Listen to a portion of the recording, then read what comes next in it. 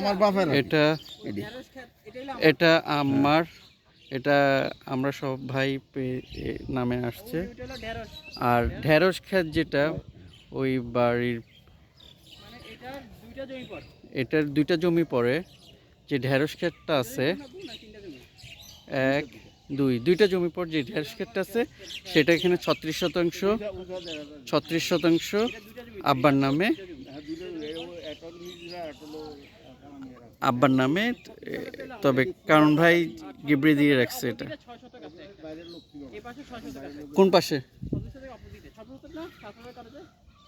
কোথায়, কোনটা?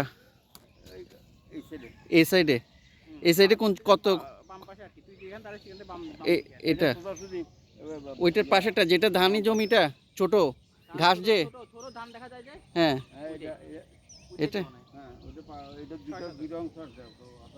সাথে, হ্যাঁ সাথে 6% আমার বাবার।